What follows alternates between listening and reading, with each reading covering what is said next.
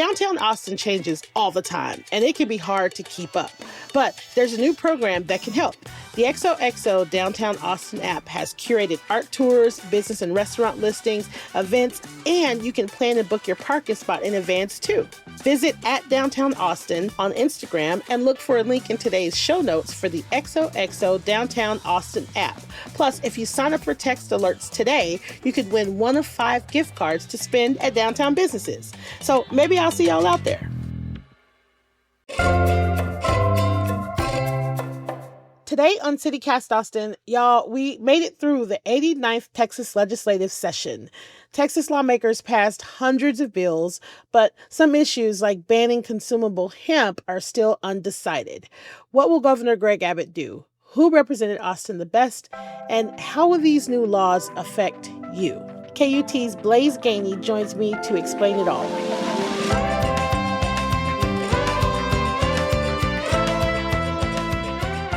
It's Monday, June 9th. I'm Nikki Devon, and this is what Austin's talking about.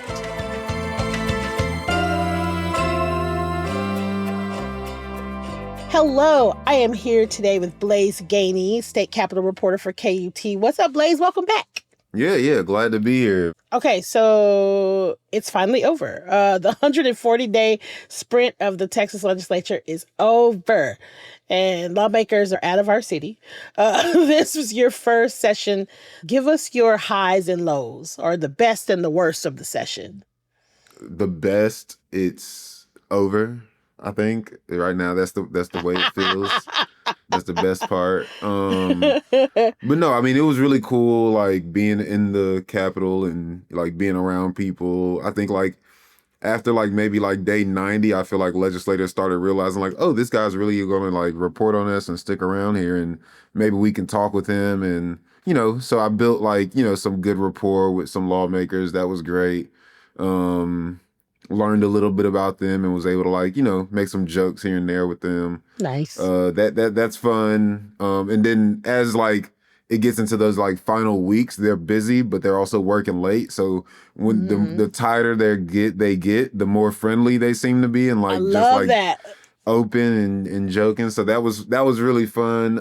I would say worst. I think like, having to hear some of the things like that I don't believe are true get like said on the floor and or in press conferences, and it's just like that's not true at all. And like I don't necessarily have the bandwidth to go through why it's not true and tell everybody, but I really hope people aren't believing this.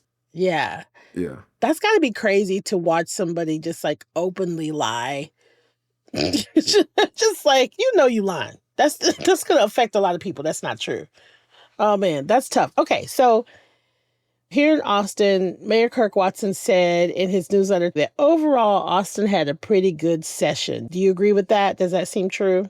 Yeah, I mean, they avoided, I believe, the, Project Connect attack, which would have stopped the, Project Connect basically from happening. They didn't like the fact that Austin was raising more money, essentially, and taking out bonds for that.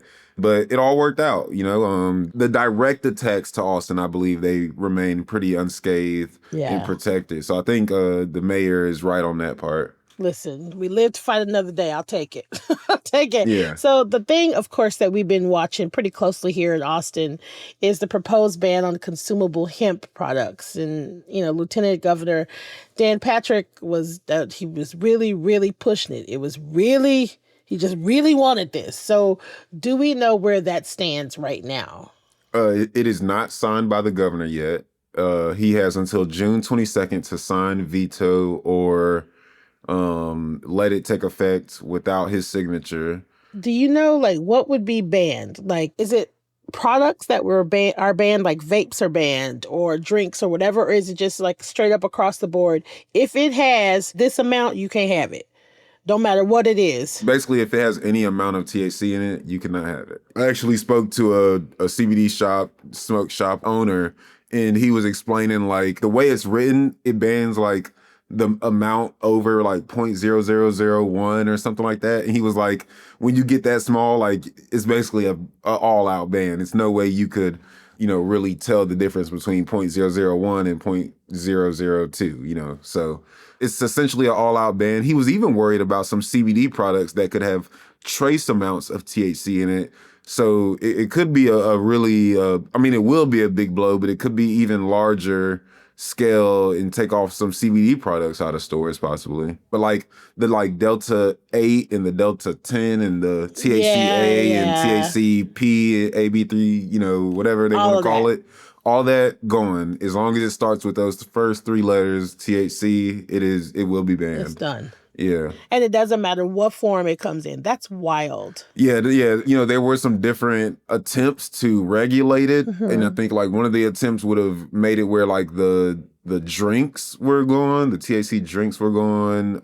But now everything is just gone. So I got till June 22nd to go to every liquor store in the city. No, you have until September 1st. If he signs the bill, it still has to take effect. It doesn't take effect until September 1st. So you got some time to save up some money and do one big bulk purchase. Although, be careful what you do with it after that because it also criminalizes the possession. So it's not like you can just go to, Louisiana or New Mexico and go grab your THC gummies and come back. I mean, you not saying you can't, but legally. You can, but it's a criminal action at that point. Exactly. After September 1st. Exactly. So, okay. Now, the governor has a chance. He can sign it into bill, be like, yes, I agree with this. Yes. He cannot sign it, but it's still going to happen regardless. Yes. That's an option. Or he can outright veto it, and that's the only way it won't happen. That's correct. Yeah, the only way it won't happen is a veto. Obviously, it could be signed into law and then like a lawsuit comes and, maybe a lawsuit goes in the THC industry's favor. I highly doubt it, but that could happen. But yeah, for the most part, those are the three options we're looking at right now. We'll see. I think everybody's, and definitely the hemp industry is like, waiting to see what he'll do. I think they sent a bunch of petitions to the governor asking him, not to ban it and to veto SB3. It'll be very interesting to see what happens. Whatever he does, it'll have, I think, some big impacts on like, future sessions and likely his relationship with Lieutenant Governor Dan Patrick. Yeah. And it also, throwing away millions of dollars in tax revenue. Yeah, I think if I remember correctly, it was like close to $20 million they make by every 2 years from the sales of THC products. When they were doing the regulation, they were going to add a tax to it. So it would have just been taxed more and they would have made even more money. Exactly, yes. From the sales. But, it doesn't seem like that's where they're drawing the line. They're like, they actually have an issue with the product being out and they just want to see it go away. So fun haters. Let's talk about education. So lawmakers allocated about $8.5 billion for public schools. And that sounds to me like a lot of money, but are we thinking that it's enough? I guess it depends on who you talk to. Like some teachers in school districts with 5,000 or less students, teachers that have like I think 4 or more years of experience. I could be wrong. Could be 3 or more, but they'll essentially get like $8,000 raises. So to that, so to them, yes, this is great. But then people in districts with 5,001 students or more, with 2 to 3 years of experience, they will only get like $2,500 raises, which is still a lot. That's more money than what they were making before. And the reason they did it that way was because they believe like it's harder to attract teachers to smaller districts, and which also end up being like in more rural locations. So like think not Austin, not Houston, not San Antonio. Think like maybe Killeen or some even smaller areas. So it's $8.5 billion. $4.2 billion is going towards just teacher raise alone. Wow. Anytime teachers are paid more money, I am all on board. They can never get paid enough, in my opinion, right? In my opinion, teachers are never paid enough. But I do think it's interesting that rural communities, which typically are more red, get a bigger raise. That's interesting. Yeah. I think if you look at the salaries, like they make less, right? Because Yeah, it's yeah. like cost of Because it's living is rural. less, like, yeah. So I think it's only to try and compete with being able to attract teachers there. I still don't think they're going to make like more like than teachers living in the bigger Yeah. cities. So Yeah. it's not like this $8,000 raise is going to be like, oh, well, all the great teachers are going to start moving out into the countryside. I don't think that's the case here. No. Yeah. It's interesting. It'll definitely make them feel better about their vote. I will say that. And then there's some other money in there that goes towards full day pre-K, because right now they're only funded at half day. And then there's also some money that goes towards special education. There's some money that goes towards school safety, things like making sure that windows are like bulletproofed and have the film on them where somebody can't like penetrate them. Making sure that like the schools can afford to have like the perimeter gates around the perimeter, making sure that like there's not like a single point of entry. So like when you open the front door to a school, there will then be like another door that you have to go through. Think of like at a bank. Yeah. Yeah, it's just making sure that, schools have the best security that is possible because obviously of what happens. America. Yeah. Yeah. There's also a $1 billion school voucher bill that has already been signed into law by Governor Greg Abbott. Do we know how these funds are going to be allocated to Texans? I guess the easiest way to explain it first is each voucher on average will be worth around $10,000. And that's for just your standard student. There's a tiered system. So students with disabilities are in the first tier that get access to vouchers. So it prioritizes them in a way. Now, students with disabilities, they'll have to get like an IEP, and like an evaluation and whatnot. And then once that evaluation is done, the school will determine how much money it would cost to educate that student. They can go as high as $30,000 for their vouchers. Basically, after that, it goes through like how much money your family, the household income is. The last tier is sort of like, free for all. Even if you're a millionaire, billionaire, you can still apply for that program. A lot of Democrats didn't like that. They thought like, why should we be helping rich people send their kids to private school where they probably are possibly already sending their kids. Yeah. Yeah, because I think like when this whole idea at first came up of like vouchers, it was like to help people who can't afford to send their kids to a private school, not to help everybody send their kid to a private school. But yeah. We got what they passed. So we got what we got. Yeah. And this is per year. This is per year, per semester, or per school year? Per school year. So yeah, like it'll be $10,000 per school year. So like what over, if you do like kindergarten all the way to 12th grade, yeah, about $130,000, I guess. Yeah. And that's just like using $10,000. It's actually 85% of what a student would get if they were to be at a public school. So say if a kid gets like $13,000 per pupil, then he just pull down 85% of that and it goes to like an account that the Texas Comptroller would hold. And then once he's enrolled in a private school, the parent would be able to say, hey, we got him into a private school. And then they would send the money to the private school to pay for his tuition. So it's not like the family just gets the, $10,000 and now they're like, actually, let's do something else with it. No, they don't. Yeah. They don't get the money. They're not handed the money. Makes sense. Yeah, exactly. Like there's been issues in other states where they did give the families like a card or the money in some way, and they used it for, nefarious reasons that were not necessarily to educate their kid. Wow. Okay. So I'm curious because Texas ranks 25th overall in education, according to U.S. News and World Report. Is the idea that these two big budget items will help Texas students kind of catch up? That is the idea that one lawmaker actually, Brad Buckley, representative who sponsored both bills, and he's the chair of the Education Committee in the House. He said that he believes that it'll be more competition essentially. So public schools will see like well, we don't want to lose students, so we need to really step up our game, and we need to really hire better teachers, or do whatever it takes to make sure that students will not leave to go to a private school.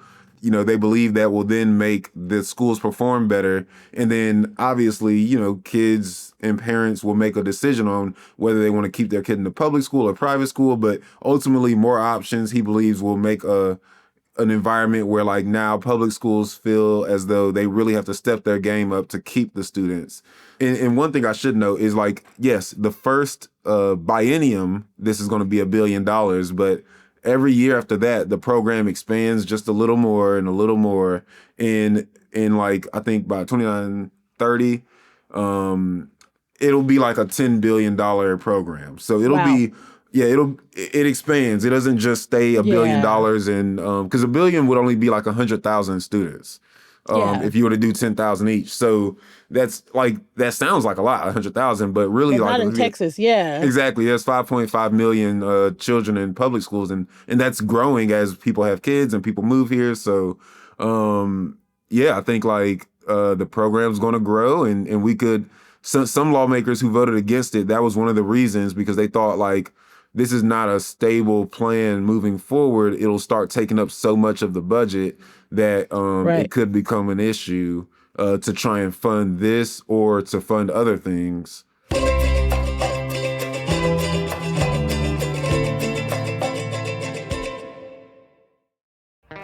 Hey y'all, it's Nikki. I have to tell you about Tecovas boots. I finally have a pair, and I don't know if y'all know this, but they're handmade, high quality, and stylish. And they're comfortable right outside of the box. Now, I know we buy everything online these days, but trust me, you have to get fitted for some boots at Tecovas. Now, whether you're like me, a newbie to boots, or you have a closet full of them, the folks at Tecovas will help you find your next favorite pair. So, grab a friend, head on over to the Tecovas flagship on South Congress or their store at the Domain. Plus, good news, they just opened a store in Georgetown at 709 Main Street for those of you that live just a little further north. With 3 locations in town, you have no excuses. So, that's tecovas.com, TECOVAS.com. Don't go gently, y'all. So, okay, I'm going to shift gears a little bit because, it is Pride Month. Reportedly, 6% of Austin's population identifies as LGBTQIA+. That seems like an undersell, but I am curious. It feels like every time the legislature is in, there are some really, really heavy anti-trans bills and legislations. And so what happened? What was passed? What was blocked? Yeah, I mean, there was like a week or two where it just felt like that was the main focus of the Texas legislature, passing bills that advocates, of course, say impact either, somebody on LGBTQ plus community. And one was it very strictly defines gender. So using very strict binary terms. So man, woman, male, female. And it was like, I think like the way female is described is like somebody that can basically procreate. And obviously, I think everybody knows that not all women have the ability to procreate. Exactly. And so a lot of people were upset about the way that it was being defined in state law. And they were wondering like, well, what does that mean for people after menopause, or, people who just, were, sadly are not able to procreate. Ultimately, that passed and will be law. And then there was another one, House Bill 778, and that one requires that healthcare plans cover the cost of gender transition adverse effects and reversals. So right now they are covering the cost or some cost of gender transition type surgeries. Like detransitioning. Yeah, so if somebody wants to detransition, they're saying the insurance companies need to also cover that. So if you're going to cover one side of it, you should cover the other side of it. Yeah. Now on the initial thought, it's like, oh, well, that kind of makes sense, or it sounds good. But what advocates were saying is this will actually turn those companies away from wanting to cover it at all. Because now you're saying I have to be held liable for 5, 10 years, 20 years down the line when a person says, actually, I changed my mind, or actually, this is causing me pain. I need to go back in and have another surgery. That insurance company is going to be on the hook for covering or, partially those types of surgeries that could follow. Even if the insurance companies don't like necessarily just leave that market altogether, it definitely it definitely increased the cost of insurance. Yeah, it's gonna affect it. I mean, In some way, no matter what. In some way, insurance is gonna get their money regard. I mean, it's like I just wanted to expound on that a little bit more. But what people were saying was like, this is not about children anymore. Like this bill, because they already passed a bill about, children not being able to transition or get these sort of gender affirming, gender transition type surgeries.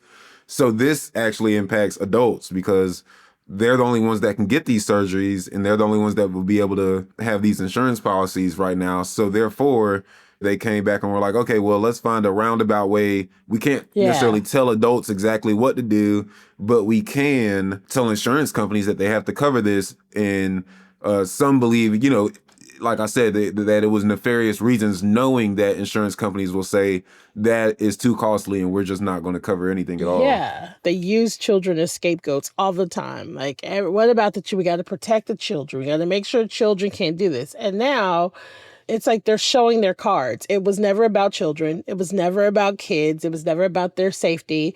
It's just about them wanting to impose their beliefs on others, and them wanting to, and figuring out in however kind of way they can do it. Yeah, to play devil's advocate, I will say, like, there was a testimony from people, from either like parents or actual people who wanted to detransition and found it very difficult to go and like get the help that they needed because of insurance companies not covering it. So of course they use that testimony to say, hey, like, this is necessary. These companies need to be held liable.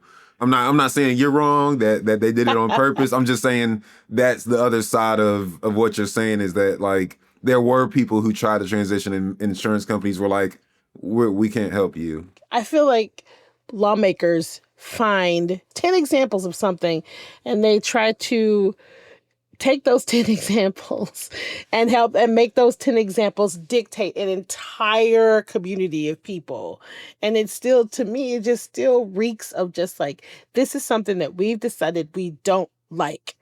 And because we don't like it and we don't understand it and we're afraid of it or we're threatened by it, then we're going to make it our business to get rid of it. Yeah, and I can definitely see how you believe that, because like some of these examples that I talked about are from people that aren't even from Texas or don't live in Texas. So it'll be like people flying in from another state to give testimony about something that happened to them while they were, in another state, and saying like, this happened. And it's like, this happened to me in, I don't know what state, but this happens often where a person will fly in, and then even when I reported in Tennessee, when I was doing stories about, in fact, boys and girls sports is another great example. I forget the person's name, but they would go around state to state, basically talking to legislatures and telling them how they were in a locker room, and this person that is now identifying as a woman had, was undressing, and it was very disturbing for them, and because they hadn't had the surgery. And so I'm just saying, like, you're not totally wrong that they take like one example and they like say like, look at this, it happened in this state, it can happen here too. And it's effective. It works. That's what's so disappointing. It's really effective. I'm glad that the legislature is over. I'm glad it's over. Let's just take a break from all of the damage that they're causing. So I'm curious, now that you've completed your first legislation here in Austin, who was the best lawmaker representing Austin in the Texas House or the Senate or both? Yeah, I will say I focused a lot more on the House just because they're a lot more colorful. It's a lot more people and a lot more characters at play. Gosh, that's a good question. And I think like it depends on how you view like best. I think if you want to go to like find the person who had the best punchlines and was like, I think most people will say it was Representative James Tallarico. He says a lot of things that are very easily quotable, and we love James. he even gets laughs while in committee.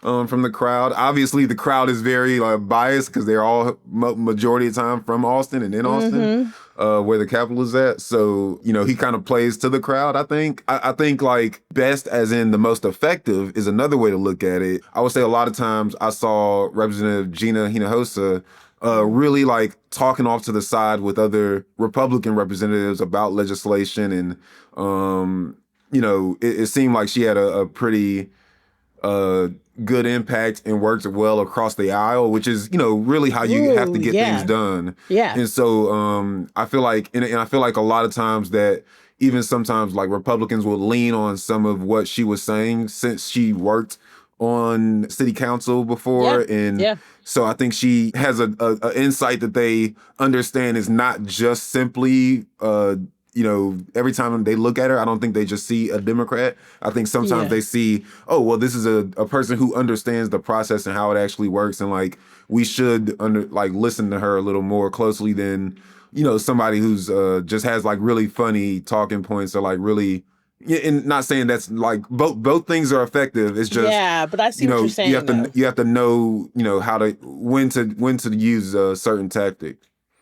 It's a strategy and it's a political game at the end of the day. I like it. It sounds, I love anybody that's able to kind of cross those lines in that way, because I agree with you wholeheartedly. You have to be able to not straddle the fence, but you have to be able to communicate across the aisle. Yeah, and of course, I'm not saying like she got everything she wanted out of these deals at all, because I mean, I'm pretty sure she was not, ultimately pleased with every school funding bill that got passed or whatever, or exactly how it got passed. I think, and I talked to one other representative, not a Austin representative, but he was saying like, we like the school funding bill, we'll vote for it, but it's not the one that we initially passed out of the House. And so like, the one we initially passed is the one that we like, and it changed, and it's still money towards schools, but we thought our plan was a little better. So So now it's all over. We talked about this earlier a little bit. Things go into effect September 1st, and so this time between now and September 1st, what is happening? Is it kind of like their bills, if it still needs to be signed? Is it all just like the governor needing to make decisions? Yeah, between now and June 22nd is when he has to sign the bills. And then after that, the correct agencies will look into what bills were signed and how to implement them and whatnot. Some bills do take effect immediately. Some bills also end up on the November ballot. Property taxes will end up on the ballot. Right.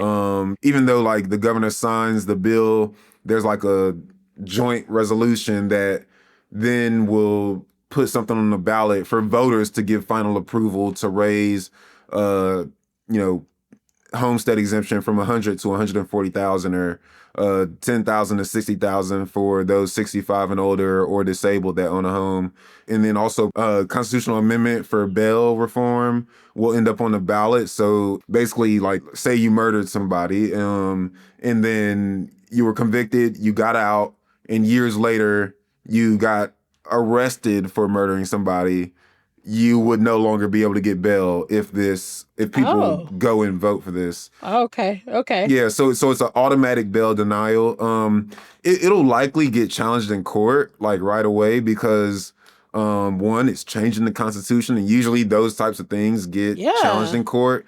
But also, like, a lot of people think like it goes against the very fabric of like innocent until proven guilty. Yeah. So like, to tell somebody like, oh, well, based on the fact that you've committed crime before and been convicted, we're not going to ever let you out if you're accused of a crime in the future. Wow. And so it could be any crime, not just the repeat of the same crime. No, it doesn't have to be the same crime, but it does have to, it's not any crime. It has to be like, very serious caliber. crime. Yeah, the same caliber. Yeah, exactly. Same felonies. Wow. Like, I think it's like aggravated assault, human trafficking, very, very serious crimes. But at the same time, it doesn't mean that like people aren't charged for these things and are innocent. So, and I think it, to some, it puts like a very bad image on like this whole thought of restoration. Cause like, that is wild. It could be a crime somebody committed like in the 80s. Yeah. And then now they get wrapped up in some stuff and they get charged because they were in the wrong place, wrong time, and they They get actually no have bail. changed their life. Yeah, they can automatic denial of bail. Right now, the judges have, obviously they can deny bail, but they have the option to deny bail. And the issue is that the governor and others believe that there's too many instances of times where judges are allowing people to get bail, even though they have like a long criminal, sheet or whatever, and have been arrested on serious crimes before and charged and convicted. And then that person gets out and they go commit another crime. They're saying like, this should have been stopped. They should have never been given bail in the first place. I think it kind of goes back to what you were saying earlier. Like they find like one person, yeah, and I don't want to say one in this instance. They have yes, yeah they have found multiple people that have done this, but I think it still is like, well, what about the good citizen who really did go change his life? I mean, we see all the time on the detective shows where they're like, oh, well, let's search like anybody in this area who might have been convicted of a crime. You're like, oh, this guy was convicted of a crime like 15 years ago. We need to go talk to him. And then he gets arrested and he really was innocent. That's it. And he has no bail. That's he has no crazy. Bail. Yeah. And that's going to go on the ballot for voters to decide. In November, voters will decide. And the thing is, it's really like, I think like most people would say like, oh, well, voters will probably like vote no on that. But I think, yeah, exactly. I think like what'll happen is it'll be a lot of media campaigns and a lot of money spent. I don't trust that people will automatically just be like, this is crazy. I don't. Yeah, because I mean, the thing is, they have stories and instances where they can bring up, like you said, like they'll use this one story or three, a couple of stories to say, hey, this criminal was let out and, That's crazy. He went and killed this person or, went and raped this person. And after he got bail, he went out and committed a more heinous crime. So, yeah. Blowing my mind. You're blowing my mind. I'm going to be thinking about this for the rest of the day. Well, Blaze, thank you so much for being here. Thank you for bringing us up to speed. I know you're tired, so I appreciate you taking the time to come on real quick and like just break it all down for me. So until next time, when I bother you again. That's fine with me.